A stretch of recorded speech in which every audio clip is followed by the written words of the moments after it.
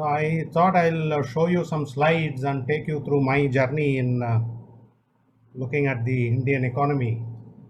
Normally, one refrain is, whenever this topic comes up, people say that India is a different country, it's a democracy, and there's other problems. It is too huge a country and things like that, and try to escape giving any proper answers to why we are being very slow in our progress. So I thought I'll share some purely episodic observations.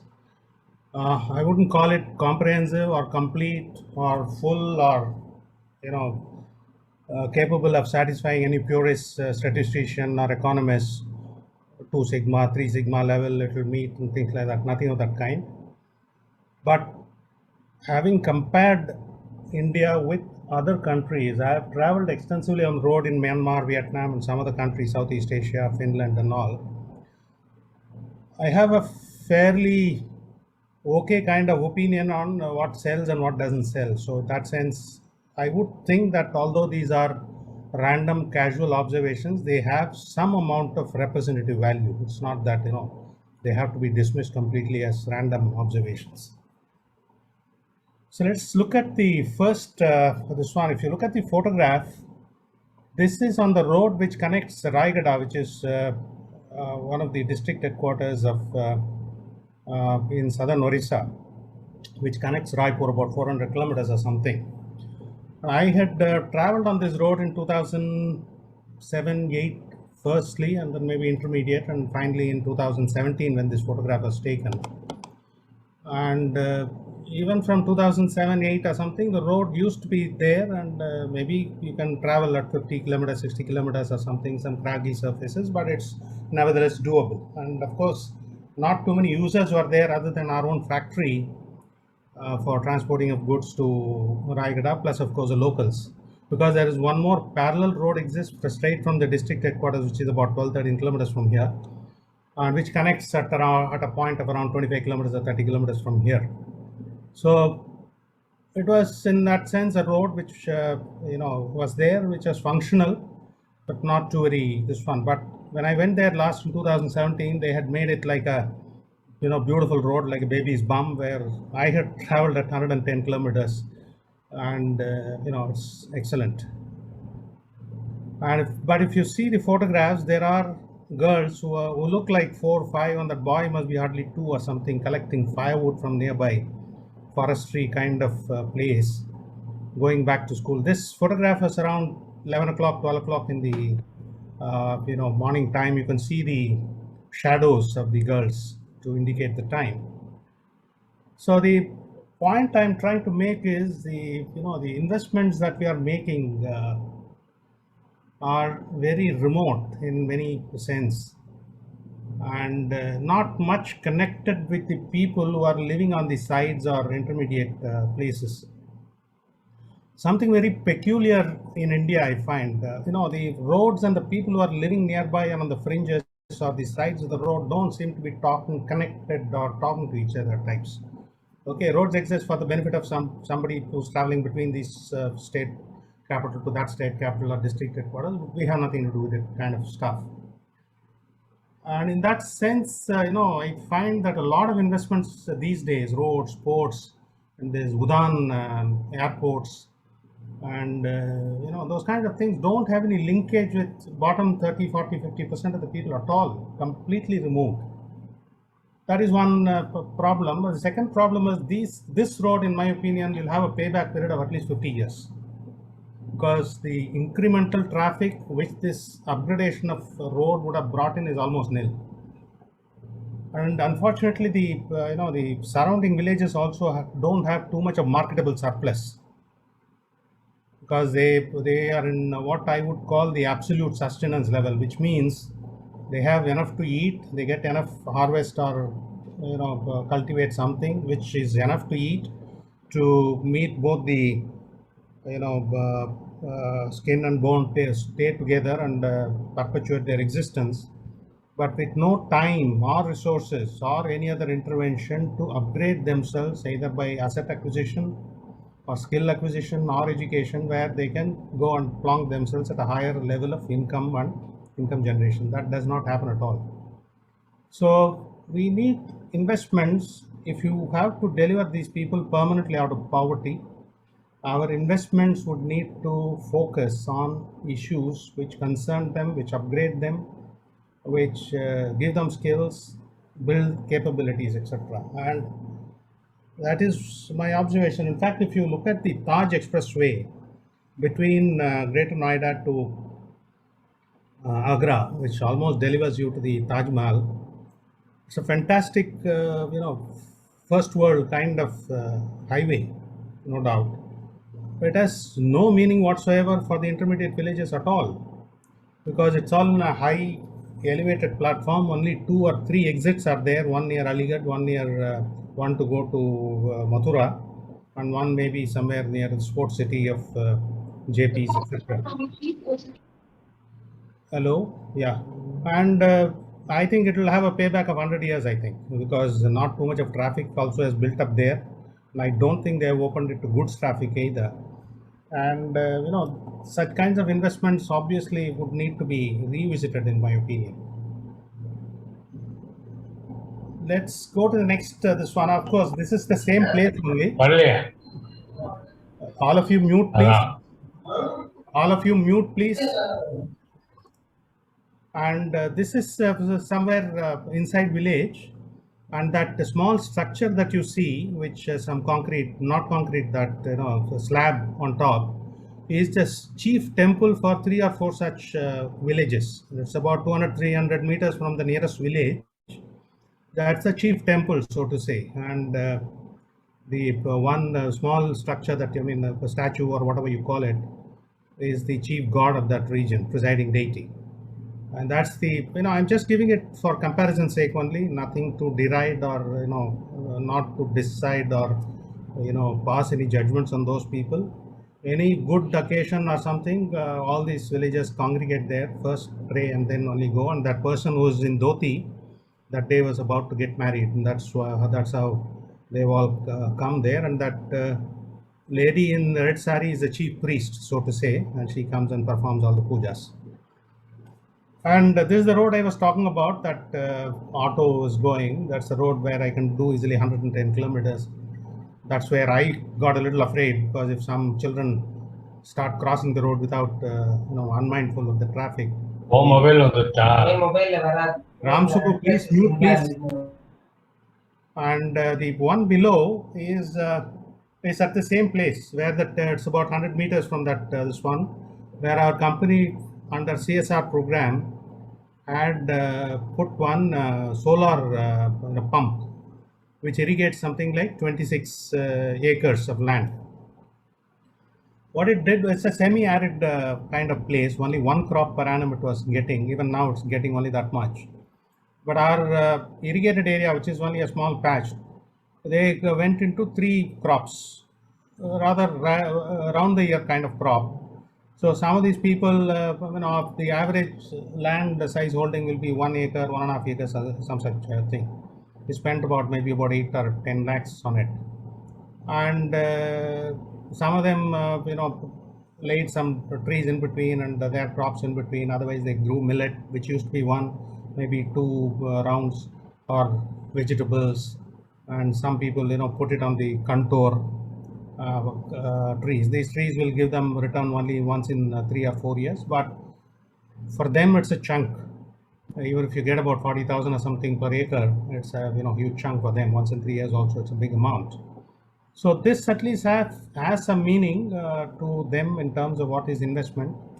And in fact, after this must have been about 5-6 years back, and after that there have been some requests by the local people for similar kind of projects.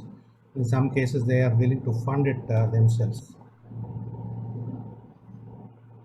And this is a very funny kind of situation.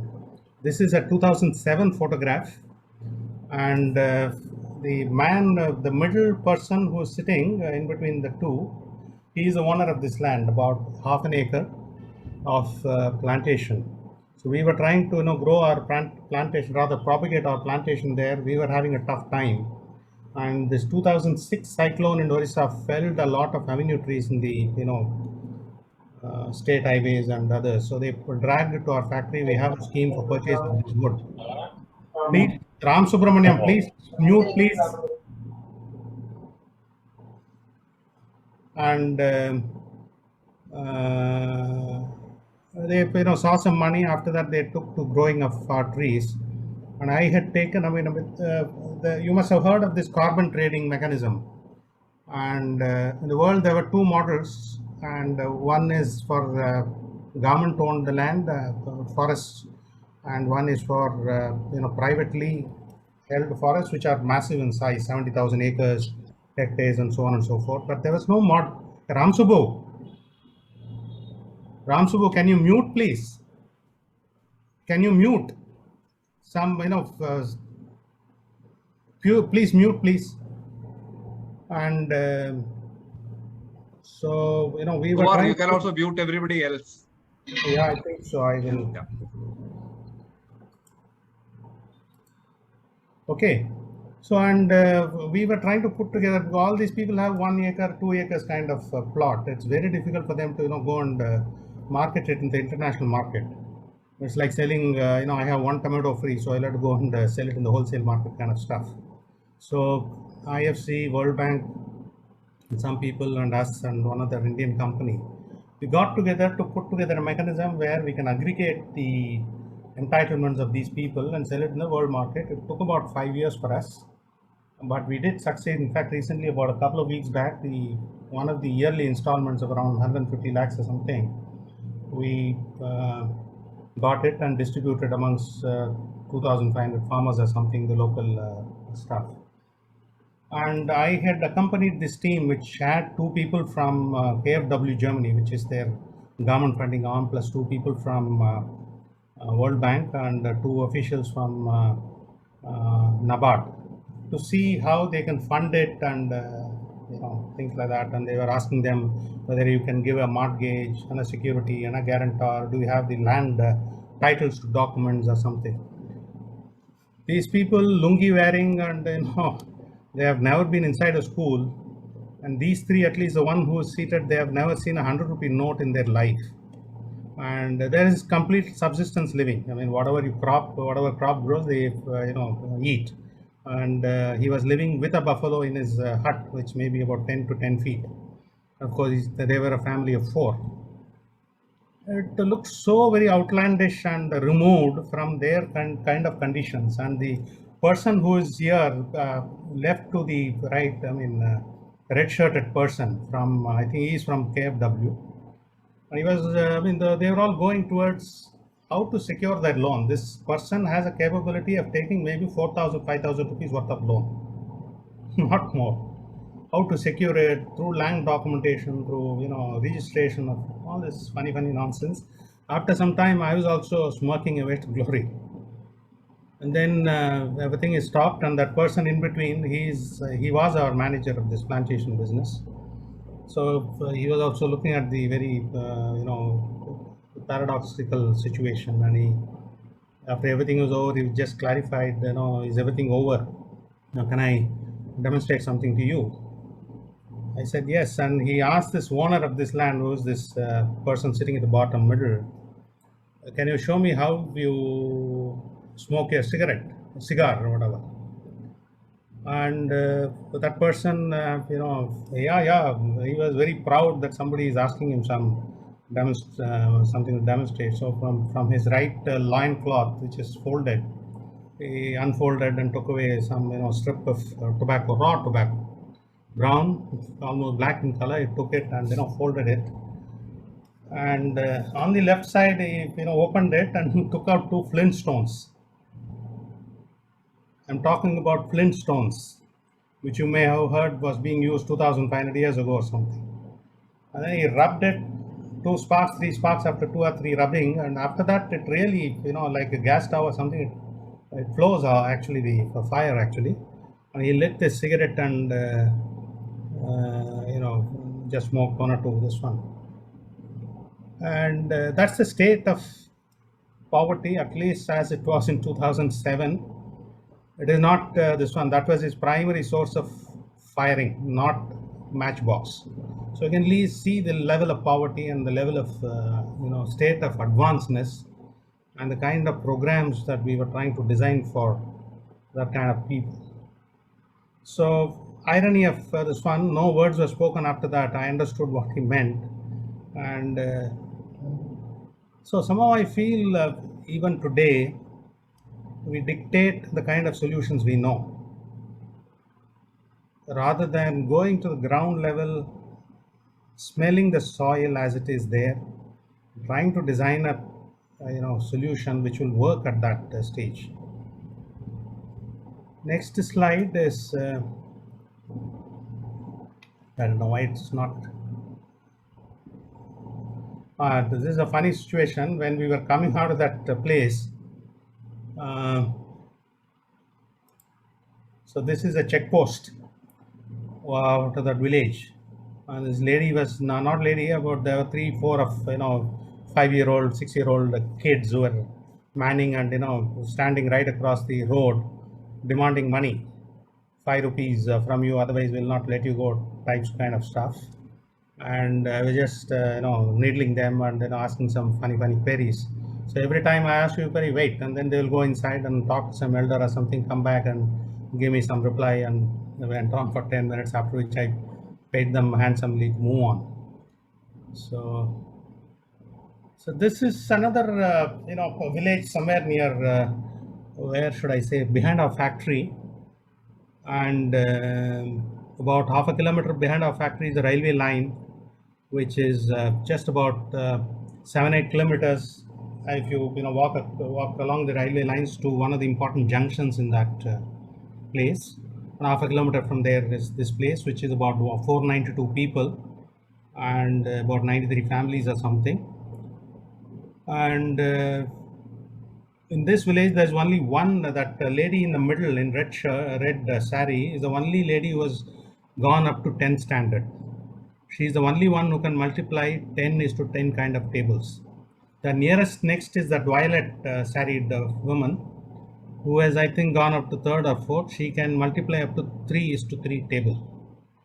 There is no other person in this 492 who can go beyond 3:3. And peculiarly, none of their village people, despite the railway line being so near, have ever gone inside a railway compartment. And in fact, I asked them, who is Pranab Mukherjee? What do you know of him? In fact, he was in the news for something. I asked them, do you know Pranab Mukherjee, president? None of them knew that there is a president for India, nor his name is Pranab Mukherjee. Then I ventured to ask him, who is Narendra Modi? Zilch. You will not believe me, but maybe you can go and test it out there, again. There were nobody from this group. I mean, maybe somebody in the village must have known Narendra Modi in 2017, but from this group at least nobody knew who Narendra Modi is. And I asked them, who is the only Indian you know? The only Indian they knew was Nobin Patnaik, who is their chief minister. After a little bit of probe, how they come to know, etc., I realized it is because he is the one who ensured that they get their rations, the subsidized rations, regularly. So, implying that the previous people may have been pocketing it, previously. Then one of the unidentified issues in the after that, I felt a little sorry, and I had designed 3 programs. The one is, I talked to this Tilonia, this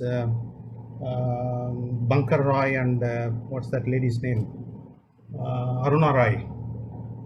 I had visited their output, and they make electricians out of illiterates.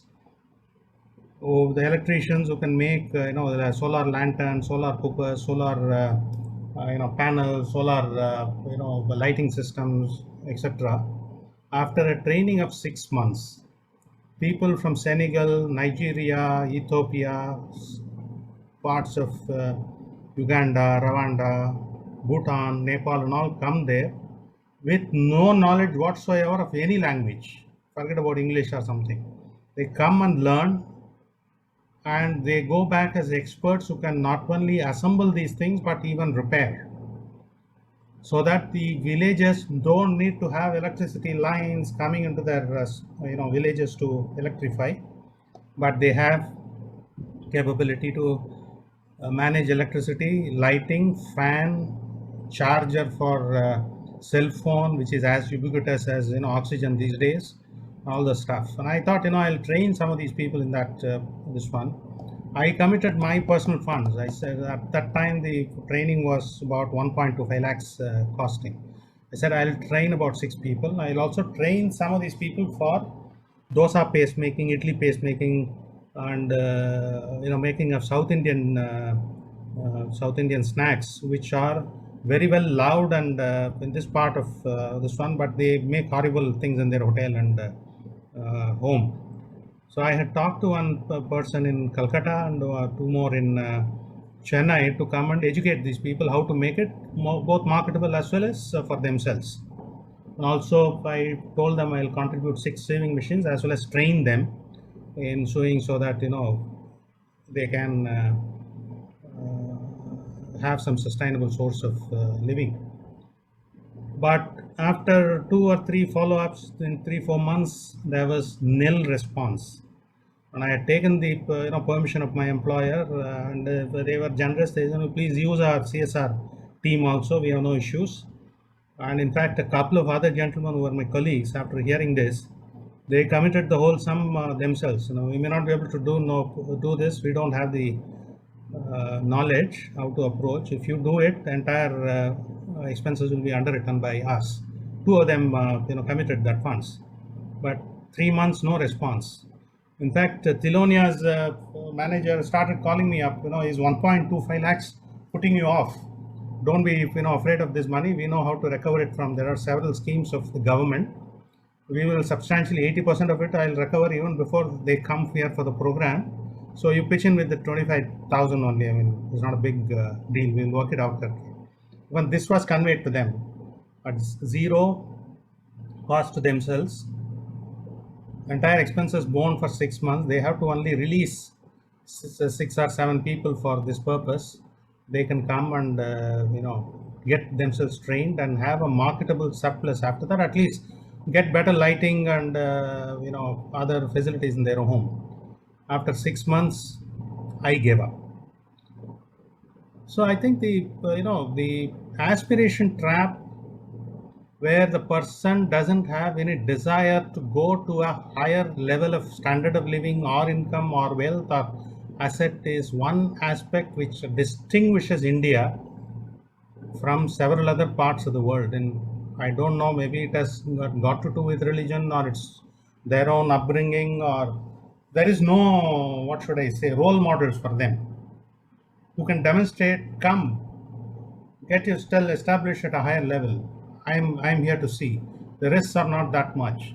I made this money. You also come and make this money. That kind of stuff. Incidentally, this Oyo's owner Agarwal, because he's not from this particular village, he's from the vicinity. Of course, he has done it all by himself with no role model. He has himself become a role model. But unfortunately, these people neither have a role model, but I doubt even if they have a role model, they will emerge out of this trap themselves. Unfortunate. This kind of trapping I don't find in many of the other poorer regions I have visited in other countries. Unfortunate, but this is one unprovided thing in our developmental planning, I think. In fact, one of the other things is, even whatever surplus money they get, immediately they invest in jewelry only. Look at the jewelries that these people are wearing. I'm not saying that this is all gold, but whatever little surplus they get, also they immediately invest in gold. That's where it stops. If these photos have been one of despair, I move on to hope now. This is near Sirpur. Let me see if that Sirpur MLA is there. He said he will visit.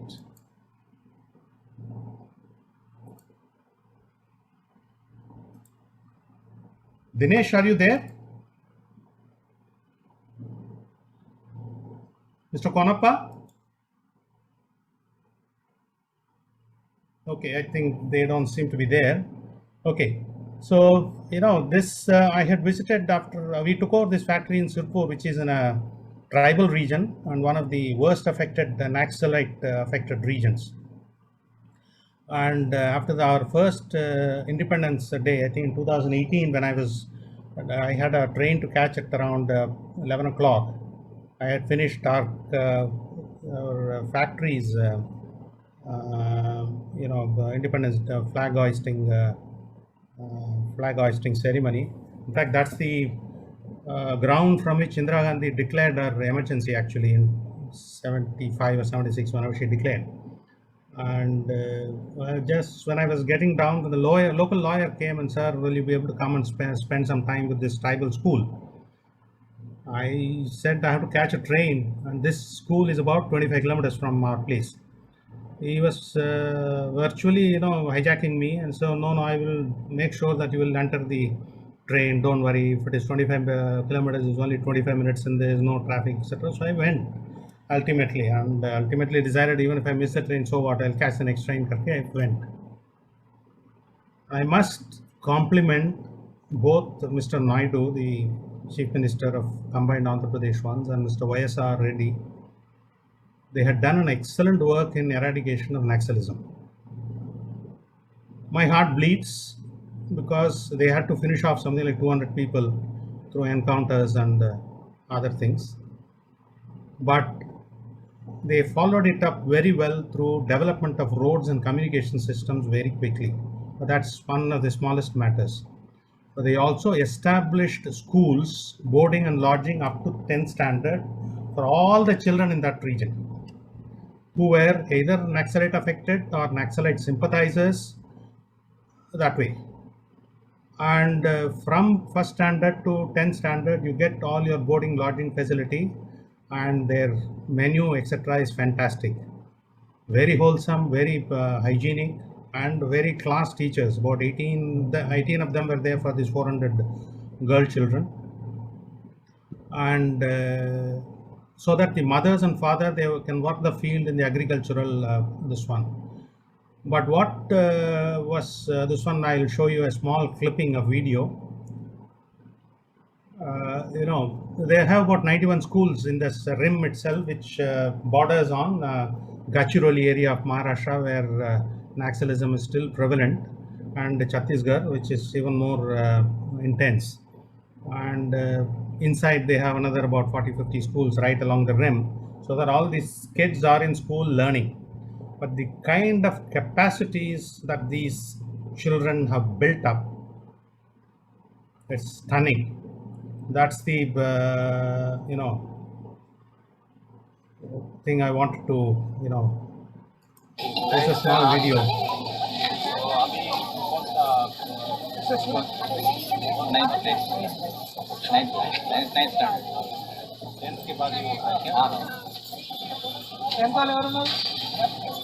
Hindi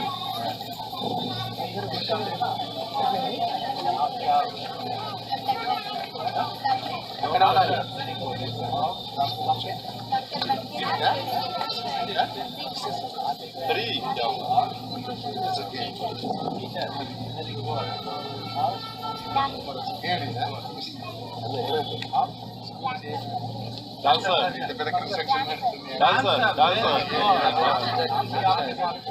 dance करेंगे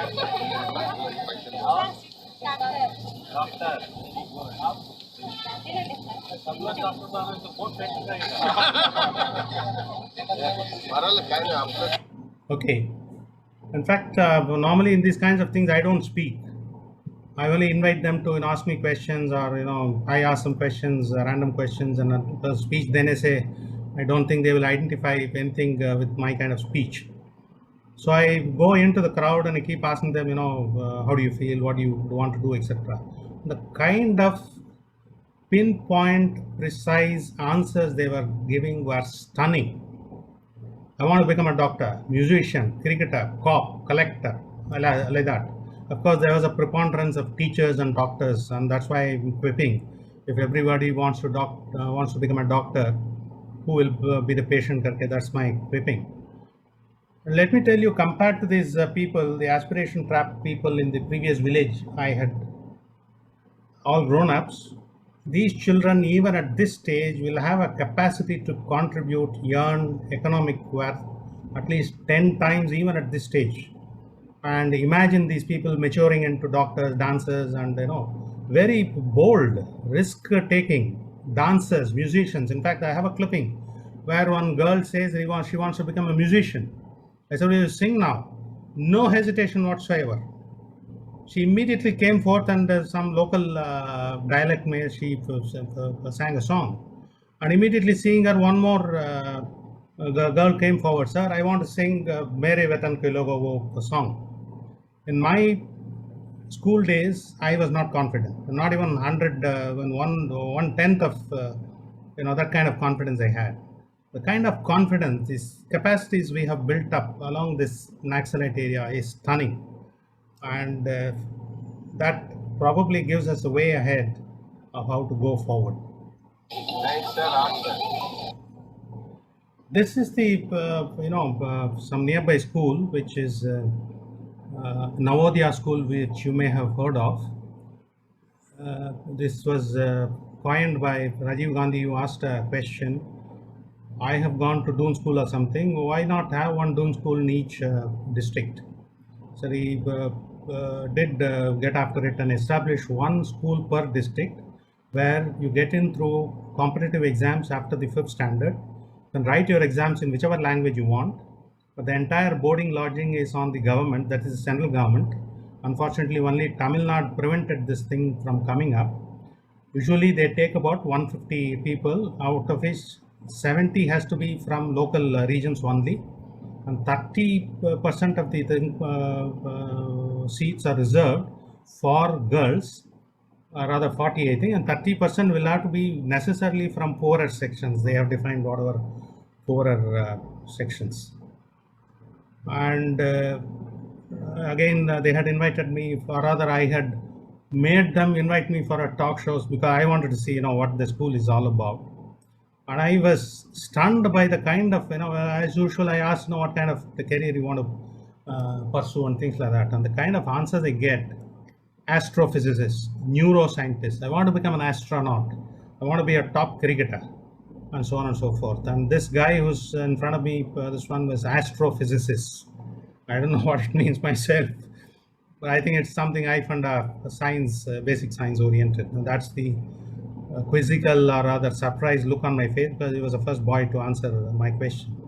On the right is the Atal incubation center is there in the school. This school was the third one to get it, and he had concocted something whereby if your cell phone is getting stolen, or any of your other thing is getting stolen, the cell phone or its clone will vibrate to indicate where it is getting stolen.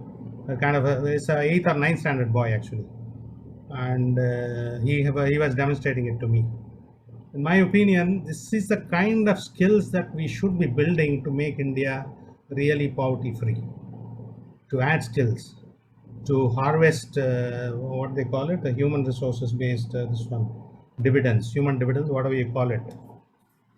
So I think now there are about 650 schools or something. I think we should have carried on this and created one such school every second year or something. And all that it takes is about 4 crores per school. And incidentally, the entire thing is governed by the school, including what food to eat, what to teach, what to this one. Everything is decided by the school only. And it has PhDs, it has MPhils, all those kind of. And it is in that tribal area. And you can imagine the state of affairs of this one. And of course, this is one of the other schools, and the person who is left of me is the headmaster. Actually, in the tribal schools, only a tribal can be a headmaster and teacher actually. And but of course, the government has been extremely flexible in this matter.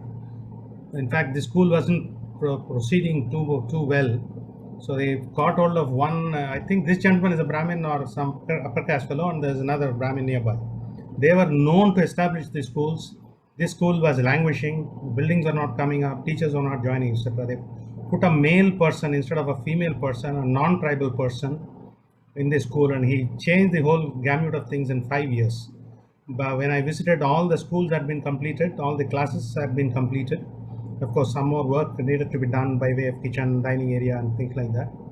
And all the teachers were in position, and a fantastic rate of people passing this 10th standard or whatever. But of course, this I had, this is about 45 kilometers east of Sirpur into jungles, and I had traveled it at 7:30 in the night to reach it, because that's when I got free from the factory. And the person who was taking me used to say every 2 minutes, this is where one battle with the Naxalites took place. This is where the Naxalites were hiding, and that place is the Leader King. This SP was attacked, and every 5th or 6th kilometer he used to give me some stories like that, and pitch dark.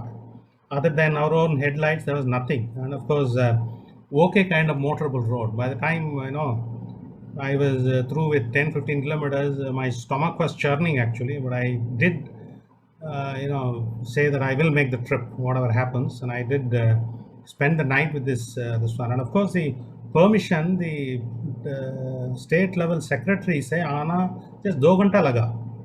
Around 5 o'clock or 6 o'clock, that person said he will carry me, and then I said okay. By the time they talked and got back the permission. Such is the response of the government, that it can be when it wants to. But of course, this when I was going to this place, I found a peculiar thing. A lot of goats or sheep were there in one place, guarded by 1 or 2 people. It was eating the leftovers after the crop is cut, and they were guarding it to only within some limits. And I was asking my patron, what is this? I mean, they let the goats eat, after all they are eating somebody else's crop. Why? No, sir. For keeping your goat from morning 6 o'clock to evening 6 o'clock, in this, they said about 50 or 60 in number. In this 1 acre or 1 hectare, whatever is this one, they are paid 10,000 to the sheep owner. Such is the value of their droppings and urine, which is being used by these people. So that is why they want to make certain that the goats graze only in that area, not outside. So this was a valuable lesson in planning. And I will just quickly summarize 1 or 2 this one. Why, what we need to do as a way ahead. I think we need to relook at our definition of infrastructure. I think our infrastructure should be focused on education and medical care. There is plenty of harvest by giving them a good mix of medical assistance, especially during childbirth, before, after, and capacity building. I don't think any MBBS is going to go there. We need to come, and I don't think this excessive reliance on allopathy or dominance of allopathy is sustainable. And if we can come up with for their kind of diseases, about 70-80% of them can be cured with local cures, Ayurveda, Unani, biochemistry, homeopathy, etc. If the government can come with an appropriate mix of this, plus of course allopathy will be required for major surgeries, heart transplant, but I don't think anybody has the resources to do it anyway there. We can deliver healthcare, proper healthcare, at 1.5 to 2% of GDP. We don't need to spend 6%. It's a big bogey in my opinion. As well as education skill building. What I see in this one is fantastic. If the same level of education can be imparted, I don't think it will take much effort or resources. I think we have that resources. We are spending more on electricity, subsidies and such kinds of subsidies. And I think education should be the biggest subsidy, putting them all inside schools and proper skill building. That we need to redefine, and unfortunately, government is spending on more and more small airports and roads, and making a 5-lane to a 6-lane, 4-lane to 6-lane, etc. And with no hopes of any quick returns in any of them. So this second, of course, thing is that trade is beneficial, and I am not against trade. Everybody should trade, but it should be beneficial. Terms of trade should be beneficial. Now, let me give one example. There's not, I have no grouse either against the marketeers or those people if they want to consume Pepsi and Frito Lays or something. Let them. I have no grouse. But look at the irony. Typically, at kg of potato or tomato, whatever, sells at the farm gate at 3 to 4 rupees. I have gone and bought it, so I know. But in the wholesale mandi, rather in the cities, that same thing is selling at anywhere from 30 to 40 rupees. The rest, I'm not saying somebody is eating it, but the whole chain of wholesalers, middlemen, storing, wastage, which is very high, and financing, and then all those kinds of things get eaten up. Fine, I mean, no grouses. Hopefully, the people like Pepsi or these chips makers, etc., they get it at 20 rupees, not 40 rupees at the local stage. They convert it into chips and sell it back to these villages also. Typically, a packet of 10 will have 20 grams of potato, maybe some pepper, some masala, some this one, a lot of air, of course, and fancy packaging and transportation. And in the case of manufactured goods, this kind of discrepancy doesn't exist. 3-4 rupees versus 30-40 rupees. It's the same 5 rupees or 10 rupees everywhere. Look at the irony of these villages selling their potato kg for 3-4 rupees and buying back processed stuff at maybe 5 or 10 rupees, but 1/50th or 100th in the quantity. So these people are losing too much of value from their system, but getting, okay, they are getting their value, I'm not denying, but getting value which is much, much less than commensurate. And this is also one of the and the more the manufactured goods are reaching these people, their terms of trade in true sense is diminishing by the day. This is one unfortunate aspect of our reforms. And in fact, the government is saying I will double the farmers' income. I think they should concentrate on doubling the net income of the farmers, not gross income. I'll tell you why. In fact, these two books, one was the right-hand side, the book was written in 1940 based on experiments in Indore experiment by one Sir Albert Howard. The left side is by one Japanese guy. They have explained the integrated farming, which means the animal systems, the plant systems, and the human systems will have to stay integrated. And if it is integrated, there are solutions, a lot of solutions to a lot of problems. Poverty being one of them, better sustained living, more income to the farming community, and more healthy living of both the bovine population, trees, as well as the human population. Just one example I have given here. This is on the 60th page of that Howard Testament. They have calculated the value of oxen sheerly in terms of that urine and that dung. They are capable of giving something like 1300 CFT of compost in a year, which is approximately 27 tons of urea, which is about 1.45 lakh rupees in 2017 urea prices.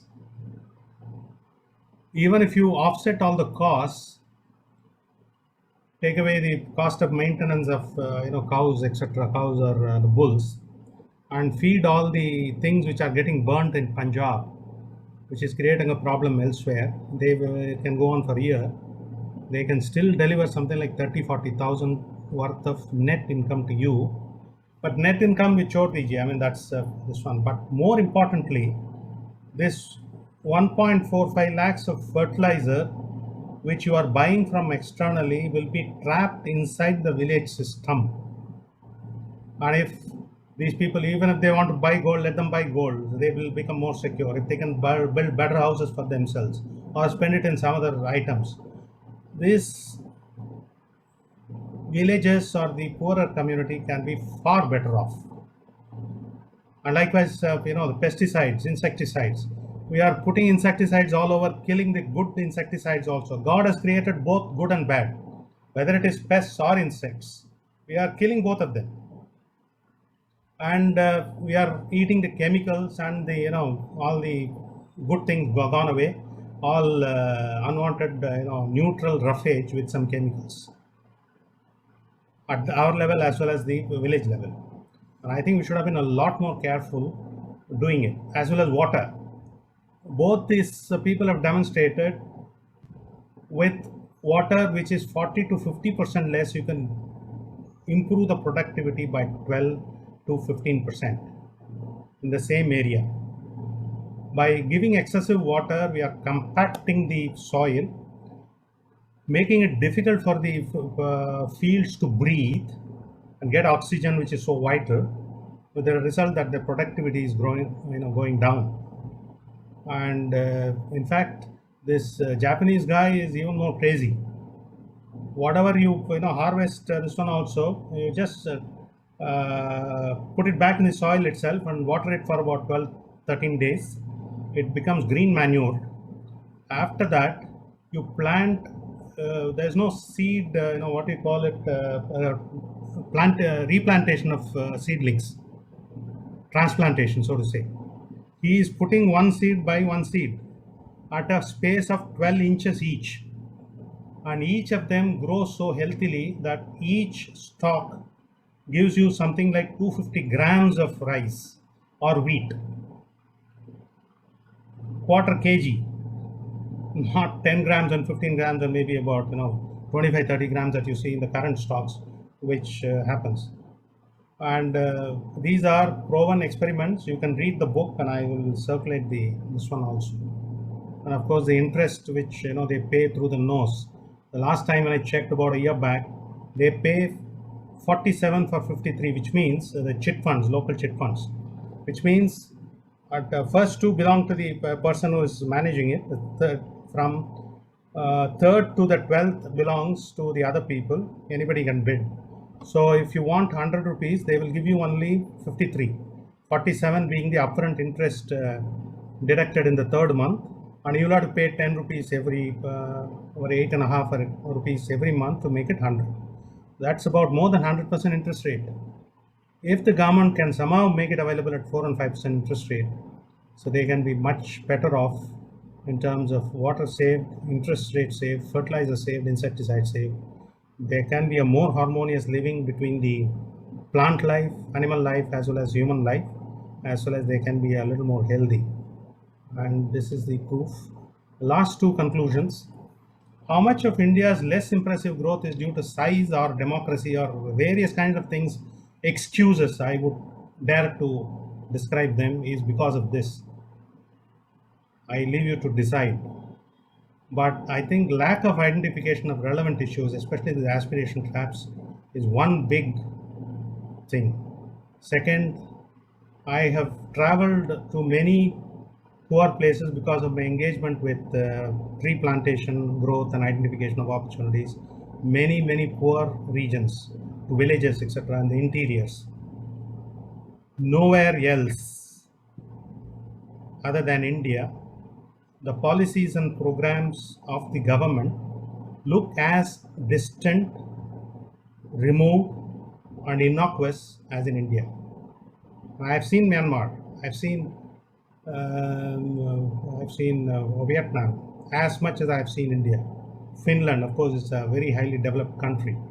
Swaziland, parts of South Africa, all these places, and where real poverty exists in the interior places, I tell you, it is most distant in India. And of course, people will say growth is important. We need to grow at 12%. I agree. We need to go at 12%. Unless you have something in the kitty, nothing is going to come out. I completely agree. But there are steps which are promoting inequality rather than culling inequality. One is, of course, the compensation liberalization. More wealth of this, this one is congregating towards lesser number of people. Direct taxes reach is not improving at all, despite the greater share of income accruing to lesser number of people or percentage of people. But GST has been universalized. Everybody, including those people who I showed you on the various photographs, they have to pay GST. Lastly, the purchase of manufactured goods at very extreme adverse terms of trade. Of course, the terms of trade at the wholesale level between the agriculture and manufactured goods has moved in favor of agriculture, but it is not transmitting to the lower level people. So these are the kinds of conclusions I have come to. I may be a little too over influenced or too very what should I say, illogical in concluding. But this is by way of sharing information. You are willing to, and you are okay to come to whatever conclusions you want. Hi, David. Very nice to see you. Kumar, I very much enjoyed your presentation. So I had